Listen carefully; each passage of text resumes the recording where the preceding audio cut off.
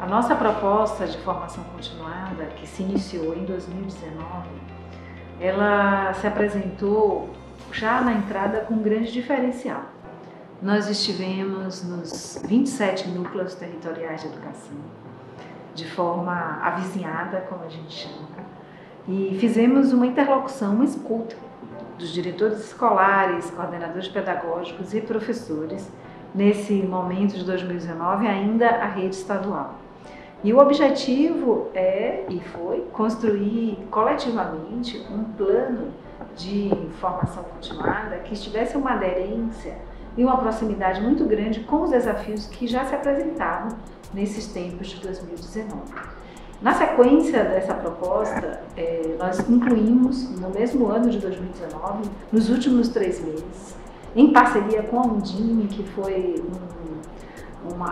é uma organização muito importante para nós e que naquele momento também nos trouxe essa pergunta: por que não unirmos, essa formação às redes municipais? Então iniciamos, digamos assim, um grande arranjo da estrutura da educação, possibilitando que as redes municipais estivessem ao lado da rede estadual, no mesmo ambiente da formação continuada, numa perspectiva sempre de progressão das aprendizagens, tanto dos nossos estudantes quanto dos nossos educadores.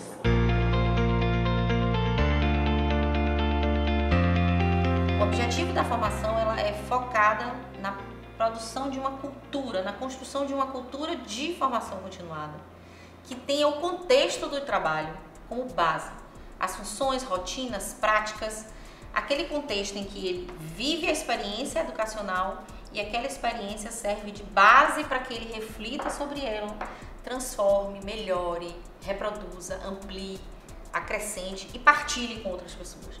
Então, o contexto profissional, ele coloca a formação dentro da escola. A formação não é um evento externo. A escola é o fundamento que alicerça o processo formativo. E só essa perspectiva é que dá a ideia de continuidade. Porque quando a gente tem uma formação, e tem vários tipos e são muito válidas, focadas em eventos, em aperfeiçoamentos, em cursos de atualização, normalmente elas não têm o locus dela centrado na escola. Se eu tenho um profissional que sai da sua escola, que vem refletir aqui comigo e que volta à sua escola, porque o currículo brota dessa reflexão dele, automaticamente ele se torna um agente formador dentro da escola, né? Então o contexto profissional vira também um contexto formativo. Então nós trabalhamos com coordenadores, com diretores escolares, com equipes técnicas que atuam nas secretarias municipais e nos núcleos territoriais, justamente para que essas pessoas, no processo formativo, refletindo sobre o seu contexto de trabalho, consiga se projetar também como um agente formador. E assim a gente mantém o fluxo de formação permanente, né? A ideia de que a formação ela é um contínuo, ela não se esgota quando acaba um curso ou quando se recebe um certificado ou quando finaliza um módulo. Ela se perpetua dentro da rede. Essa é a coisa mais cara para nós dentro da formação continuada. O plano de formação continuada, ele é mais um dos dispositivos da gestão da Secretaria Estadual de Educação nesse quadriênio 2019 a 2022. Por isso, nós temos o eixo de formação continuada curricular pautado em 5 grandes blocos que são acordados com as superintendências de ensino. Todos os setores pedagógicos da Secretaria se reuniram desde o início do trabalho em 2019 para juntos construirmos uma pauta de formação, uma pauta de trabalho para a rede estadual e depois avançando para as redes municipais. Assim, nós temos 5 eixos de formação para o currículo.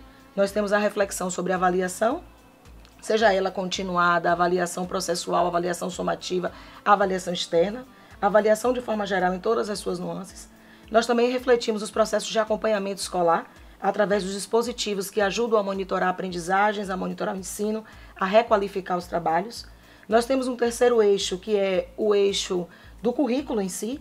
estudar e compreender desde os referenciais curriculares institucionais, a base nacional, o currículo referencial para o Estado da Bahia, o DCRB, as diretrizes, os referenciais curriculares municipais, o projeto político-pedagógico, planos de ensino, sequências didáticas, tudo que abrange a ementa curricular, e temos ainda como eixo o processo de formação em si, entendendo a formação como um direito adquirido, entendendo a formação como também uma estratégia de implementação de políticas públicas que atendem às metas do Plano Nacional, do Plano Estadual e do Plano Municipal de Educação e respondendo às demandas sempre territorializadas que nos surgem para a reflexão e aprendizagem.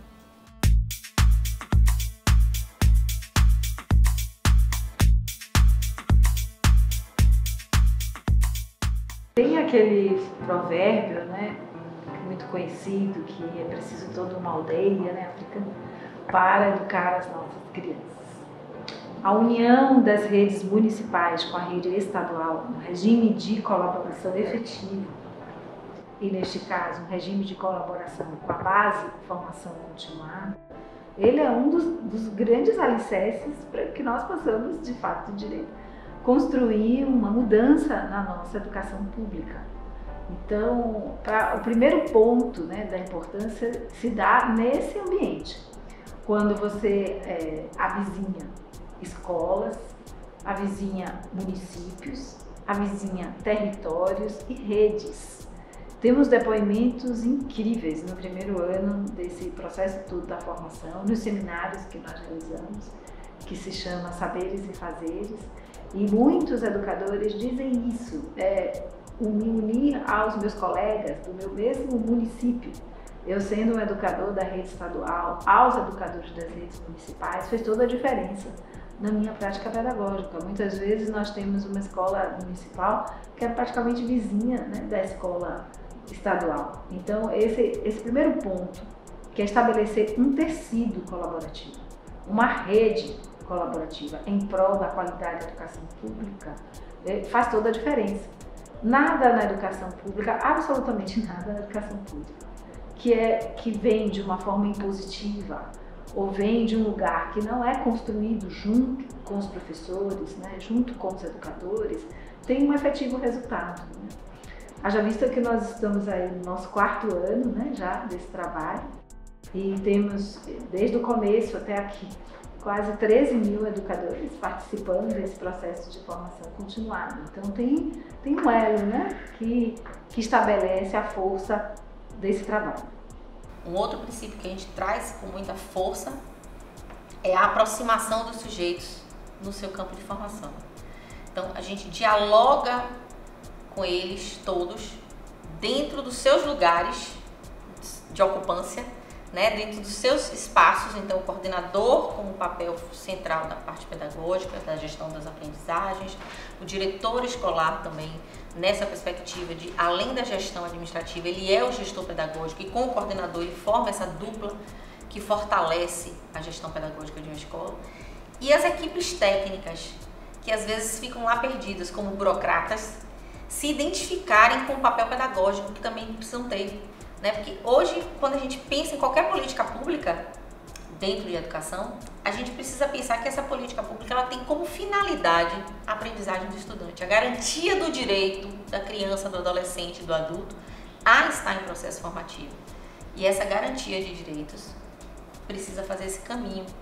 E o melhor caminho, ao meu ver, e ao nosso ver aqui hoje no plano de formação, é o caminho pelo contexto profissional, linkando diretamente o sujeito ao seu lugar. E esse lugar lhe dá identidade. A territorialidade também é um conceito muito caro para a gente, é um princípio muito caro dentro da formação. Porque ele está no lugar, a gente tem todo um currículo estruturado, mas aquele currículo só ganha sentido, só produz sentido porque está naquele lugar. E ele se diferencia ao mesmo tempo que ele se assemelha, ele se diferencia por conta desse conceito territorial. Dessa visão de que a gente tem, de que a gente se aproxima e se distancia ao mesmo tempo, pelo que nos identifica. Então essa é uma base para a gente, né? Pelo menos são os principais alicerces da formação. O plano de formação continuada desenvolve ações de formação pautadas no cotidiano escolar. o nosso objeto de estudo e análise sempre foi a própria escola, os seus fazeres, os seus saberes e os sujeitos que fazem dela um espaço de aprendizagens para todos que ali estejam. Sendo assim, no plano de formação continuada, estamos todos e todas debruçadas em estudar os cotidianos, as funções, as rotinas, as práticas, a profissionalidade do educador que atua na educação básica baiana. Nesse sentido, penso que o plano de formação continuada tem avançado, colaborado, aliás, para o avanço da unidade escolar baiana, porque reflete junto com a escola e não para a escola os seus processos educacionais e tem dado respostas muito significativas, sobretudo nesse tempo tão controverso que a gente atravessa juntos. A intenção não é verticalizar as relações e nem é trazer respostas para os espaços que quem está na gestão, por melhor intenção que tenha, desconhece. A intenção é ouvir os educadores, é dialogar com os colegas e a partir das suas demandas, a partir das suas necessidades, o plano de formação tem contribuído de forma relevante, porque temos uma série de indicadores já levantados, pautados, que nos dão essas respostas de como nós temos ajudado, colaborado, feito junto com a escola, reflexões muito importantes para redimensionar os fazeres dos educadores. Eu costumo dizer que no meio do caminho não tinha pedras, no meio do caminho tivemos a pandemia. Então vocês imaginem, estabelecemos em 2019 e no final de 2019, entre setembro e dezembro, junto com os secretários atuais da época de educação e equipes, toda essa motivação de estarmos juntos na formação continuada. Em 2020 entraram novos secretários, portanto novas equipes técnicas, e mudanças também no quadro, e os 417 municípios do estado da Bahia aderiram a esta formação continuada. Então, em março, ano de 2020, jamais será esquecido por ninguém nesse planeta, nós tivemos o anúncio do processo todo da pandemia e tivemos que todos nós estávamos absolutamente isolados, no nosso contexto da casa. Então, o Instituto Anísio Teixeira, junto com toda a nossa equipe e os parceiros, porque além da Undime nós temos também o Itaú Social, que é um parceiro técnico que tem contribuído com apoios técnicos nessa direção, e esse foi um grande apoio nesse momento, juntamente com a Secretaria de Educação, de poder construir um ambiente virtual da formação continuada. Esse foi talvez o nosso maior desafio, porque nosso ambiente virtual da formação continuada precisava garantir algumas premissas da formação continuada. A primeira, a interação. Então, nós não estávamos dispostos a construir um ambiente que se estabelece com módulos autoinstrucionais ou interativos. Achamos isso importante também em outros contextos, mas nesse contexto da formação continuada era preciso construir um ambiente virtual que favorecesse de fato e de direito a interação, um princípio muito importante, aprender muito sobre as palavras que viraram moda, assíncronas e síncronas, o ambiente síncrono, os ambientes assíncronos de estudo, de pesquisa, de trilhas, etc. Tudo isso em 45 dias. Nós precisamos empreender todos os nossos esforços. Foram noites e dias absolutamente focados na perspectiva de construir esse ambiente para abrigar todos os nossos educadores. Então, em abril de 2020, mais ou menos no final de abril de 2020, comecinho aí, bem no finalzinho de abril mesmo, para comecinho de maio, abrimos esse ambiente virtual da formação continuada com a nossa equipe, porque é importante ressaltar aqui que também um grande diferencial desse trabalho é a Secretaria de Educação do Estado da Bahia ter lançado um edital e selecionado da sua rede estadual de educadores, professores e coordenadores que então assumem o lugar também de formadores, obviamente que tudo isso estabelecido dentro dos nossos critérios e legalidades.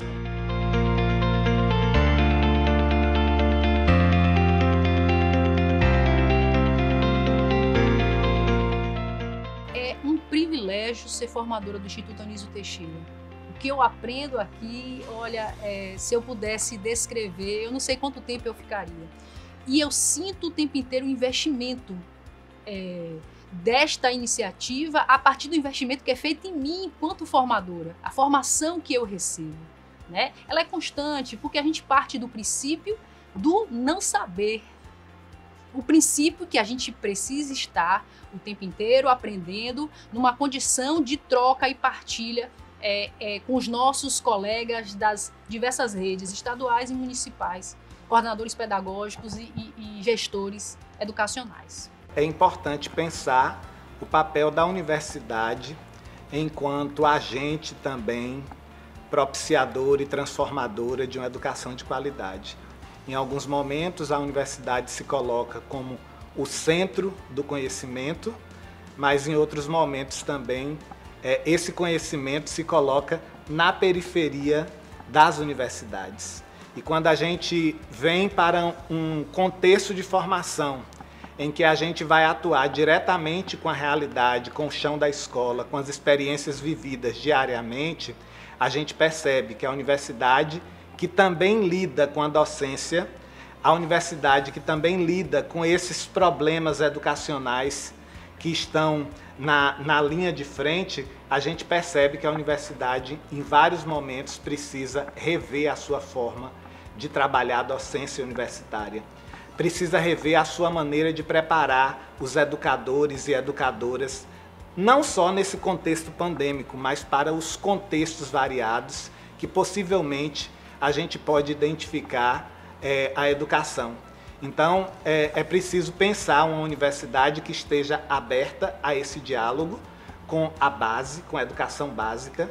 Não é que a universidade desconheça a educação básica, mas a universidade precisa se abrir e adentrar a esse chão de escola, ouvindo os fazedores da educação, aqueles sujeitos que estão diariamente ligados com a problemática social, econômica, também com as dinâmicas e múltiplas dificuldades enfrentadas de ordem pedagógica, metodológica e didática, e também a gente pode dizer do ponto de vista do sistema educacional. O tempo todo a educação básica tem se reinventado e no contexto pandêmico não foi diferente. Então a universidade precisou alargar os seus horizontes de expectativas e também a sensibilidade que deve ser peculiar também a essa instituição para que pudesse fomentar, através dessa formação continuada em contexto profissional, a gente pudesse trabalhar essas dinâmicas de formação de coordenadores pedagógicos e de diretores escolares para que pudesse oferecer um suporte aos educadores e educadoras da educação básica da nossa Bahia. A formação desse técnico, ela durante muito tempo foi negligenciada. A gente tem vários elementos que caracterizam essa identidade desse técnico. Eles podem ser sujeitos diversos, eles podem ser os secretários municipais de educação, eles podem ser um agente, um diretor pedagógico, ele pode ser um supervisor educacional. E a gente sabe que a maioria deles vem de um processo de licenciatura, que não preparou a gente para essa atuação da gestão de políticas públicas, de elaboração, de acompanhamento, e a formação vem pensando nesses indivíduos que estão, em sua maioria, vêm de um processo de licenciatura, são licenciados, discutem educação, trabalham com educação há algum tempo, mas que agora estão em cargos técnicos, estão dentro da estrutura do município ou do núcleo territorial, pensando a concepção de educação e acompanhando as escolas. Então eles ganham uma outra conjuntura que na formação inicial isso não dá conta. Então a formação continuada, ela possibilita esse sujeito pensar a sua atuação nesse novo espaço. Alguns deles são recém-possados, recém-chegados e vêm para a formação, ampliam esse olhar, tem possibilidade de pensar numa agenda coletiva, de pensar como a política pública se estrutura, as questões dos indicadores, como é que os indicadores são elementos de gestão. Então a formação continuada tem possibilitado para esses sujeitos uma ampliação na sua gama de saberes e de fazeres também, possibilidade de atuação outras dentro de um contexto de uma qualificação profissional que visa a melhoria da educação básica, que visa a aprendizagem dos nossos estudantes, que é o objetivo final do nosso trabalho, né? O plano de formação ele começa em 2019 com uma escuta que o Instituto Anísio Teixeira fez aos 27 territórios, nos 27 territórios, levantando temáticas que eram emergentes naquele momento para as atuações de coordenadores pedagógicos e diretores.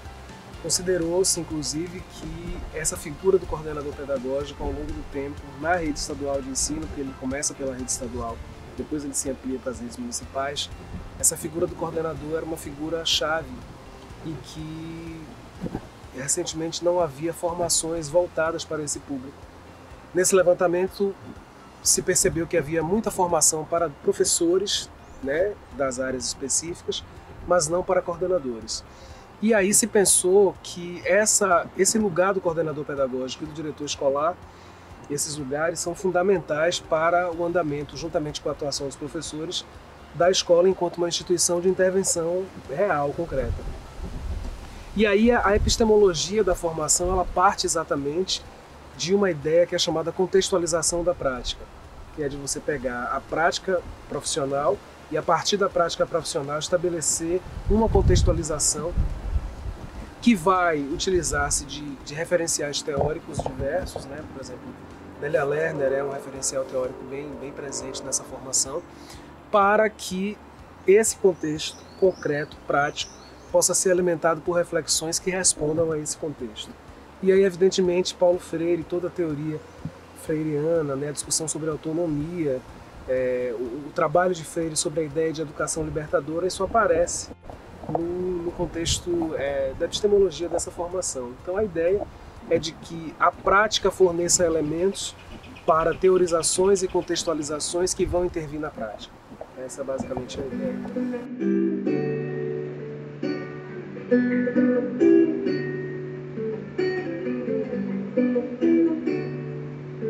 Nós, articuladores, atuamos nesse plano de formação territorial para fazer esse movimento de tecer uma teia de saberes entre os formadores, de modo que eles possam organizar-se no atendimento à produção de suas pautas, desenvolvimento de estratégias formativas que possam estar cada vez mais próximas à realidade das escolas.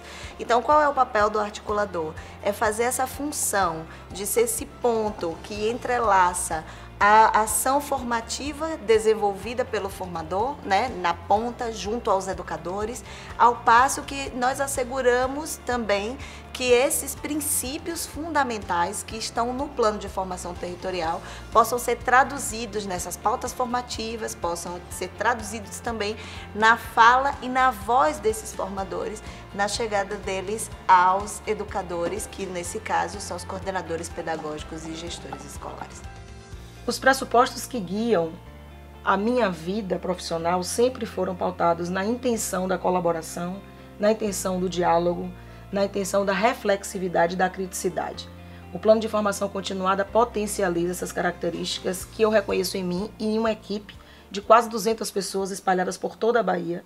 Aqui eu faço questão de registrar a qualidade, o empenho, a dedicação da equipe de articuladores e articuladoras pedagógicas, da equipe de formadores que atuam com equipes técnicas das secretarias municipais de ensino e núcleos territoriais, que atuam também com diretores escolares e coordenadores pedagógicos. Somos em média de 200 pessoas que juntos e juntas refletimos, caminhamos, redimensionamos e reestruturamos de forma continuada um processo formativo atento ao contexto. Assim, além de todos esses princípios que eu acabo de citar, é também muito rico aprender um pouco sobre territorialidade, aprender um pouco sobre um conceito formativo que nós estamos desenvolvendo nesse trabalho, que é o avizinhamento. A ideia de intercambiar práticas entre os territórios de identidade, a ideia de trocar experiências, a possibilidade de escutar, de ouvir, de aprender com o outro e de ensinar o pouco que fazemos e que percebemos como eficiente, como eficaz no trabalho de formação, tem sido muito grandioso, muito potente e tem qualificado sobremaneira a minha individualidade como professora, como educadora, e tenho certeza que a dos meus colegas que junto comigo têm comprovado o quanto a coletividade, o quanto um trabalho democrático pautado numa escola que defende os direitos de aprender, que defende o direito de ensinar, a escola como espaço protetivo de direitos para a sustentação de um processo educacional democrático e isonômico, tem nos ajudado a crescer como sujeitos sociais que somos. Falar em princípios norteadores da educação no contexto em que nós nos encontramos. É algo que parece até óbvio, porque a gente não pode deixar de falar dos princípios pedagógicos que norteiam o pensamento de Paulo Freire. comemorando os seus 100 anos, né, o centenário de Paulo Freire.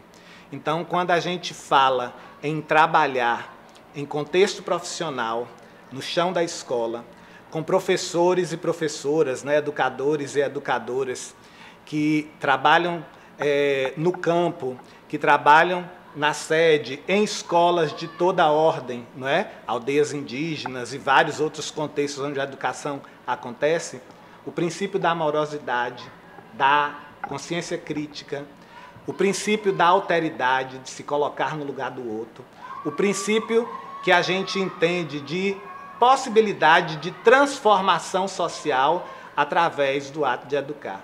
Então, são princípios que, de uma certa forma, resumem os princípios pedagógicos freirianos e que nos permitem nos colocar no lugar de fala daquele que está na linha de frente, que faz a educação. Então, falar de princípios norteadores para a formação é falar de Paulo Freire, é falar dos seus princípios, é falar de adaptação, de flexibilidade, é falar, acima de tudo, de amorosidade para com o próximo. Uma das prerrogativas principais no processo de desenvolvimento do educador é a sua formação. E quando a gente fala em processo formativo, estamos falando também em pensar um processo formativo que possa reverberar um pouco daquilo que é prática desse docente em sala de aula. No caso específico do plano de formação territorial, nós trabalhamos com a dupla gestora, né, que é o diretor escolar e o coordenador pedagógico, que é essa dupla que gerencia as aprendizagens da escola.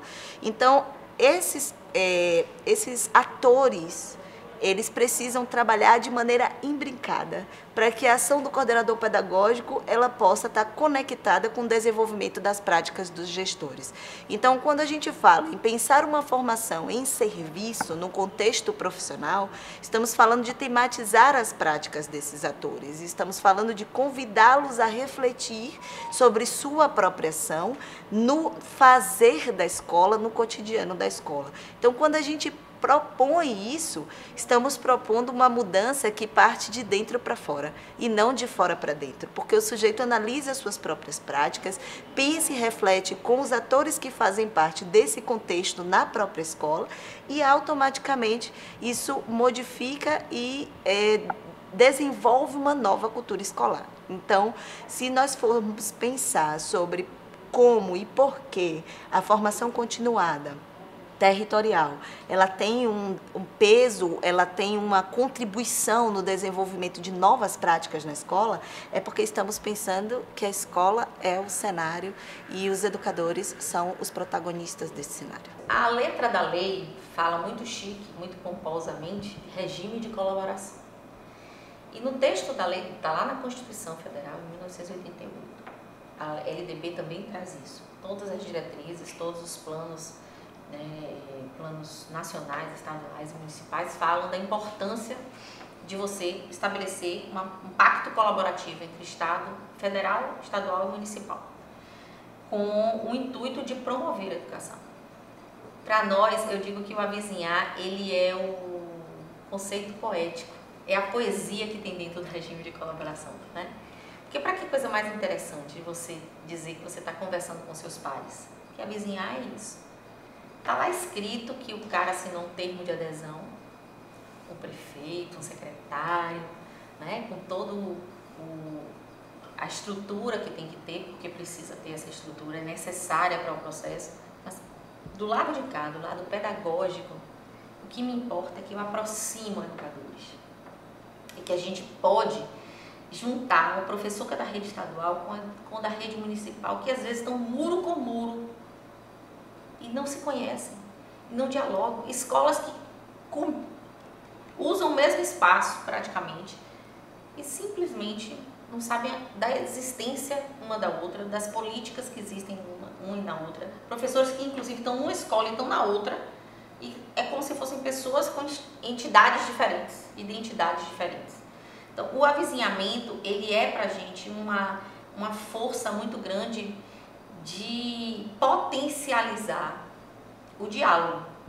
Numa perspectiva bem freiriana, né? É ele que alimenta esse fluxo, essa grande rede que a gente forma, né? A formação continuada é capitaneada por mulheres.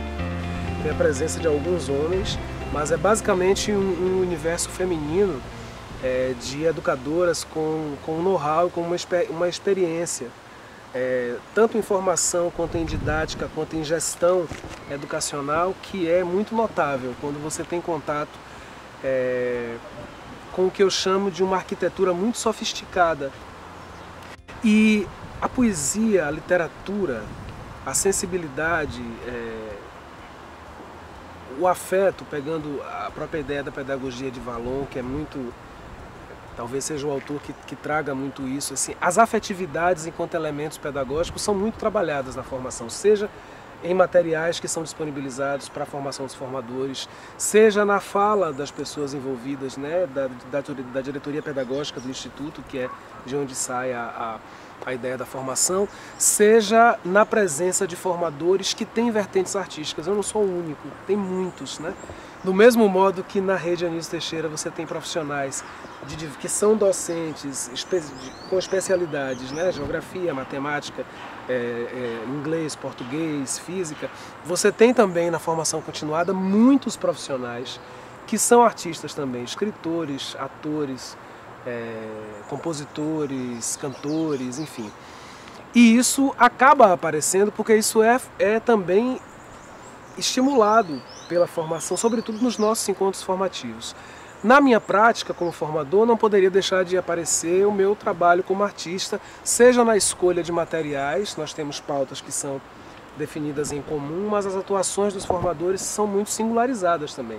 Você tem espaço para dar o seu tom. Eu levo como um elemento não somente de sensibilização, mas de entendimento de que a educação precisa ser sensível e precisa fazer bem. E aí a música, nesse processo, faz com que a gente possa tratar dessas coisas todas, puxando pela sensibilidade das pessoas, porque um professor não dá o que não tem. Parar para ouvir um acorde de violão, parar para ouvir um verso cantado, ler um poema de Manuel de Barros, que é um autor que aparece, apareceu muito na formação continuada, desde o início, e aparece muito. Isso faz diferença. Este ano, 2022, nós estamos completando 4 anos de formação continuada, né, dos diretores, coordenadores aqui técnicos da rede estadual, e 3 anos unidos às redes municipais. Então, é um ano que nós fazemos alguns ciclos de fechamento, né, de avaliações, de produção de todo esse material, de organização. Esse ano nós vamos publicar alguns livros, né? Teremos o livro dos formadores, assim, a experiência dos formadores, diretor escolar, coordenador pedagógico, equipe técnica, uma coletânea que nós vamos estar produzindo. Isso é uma coisa importantíssima como produto desse trabalho. Seguimos alicerçando na formação continuada os conhecimentos que já fizemos nos anos anteriores. Esse ano inclui também as áreas das ciências, né, naturais e humanas. Estamos incluindo essa área, né, nos estudos desse ano. E para os nossos educadores e educadoras, eu queria dizer que eu estive no segundo semestre do ano de 2021 em 14 territórios da Bahia. Eu encontrei quase 2.000 pessoas, 2.000 educadores e professores. Eu fiquei muito emocionada de ouvir professores, diretores escolares, coordenadores pedagógicos trazerem toda a construção do conhecimento nesse processo da formação continuada, dos resultados desse trabalho, de que fato chega na escola, que de fato ajuda e contribui com a escola, que de fato ajuda, contribui e transforma muitas coisas lá no ambiente da escola. Então, quando eu ouvi tudo isso, né, e vi nisso, é dizer que venham, né, estejam junto conosco, continuem. Aqueles que ainda não conseguiram estar próximos desse trabalho, seja por questões da tecnologia, seja por agendas, né? A nossa formação continuada, a gente tem uma proposta da construção do conhecimento em progressão das aprendizagens, é como uma espiral do conhecimento. Então, não precisa ter passado pelos 2 anos para estar aqui, pode estar aqui, né? E partir do ponto que começa os conhecimentos, que se chega nesse momento. Então, que venham, que estejam conosco, né? Que recebam esse direito, né? Constituído nos seus espaços de trabalho, que nós estamos juntos, que estar nesse coletivo ajuda muito a fortalecer, né, as dificuldades que a gente enfrenta cotidiano. Ajuda muito também a colocar luzes nas respostas que nós temos, porque nós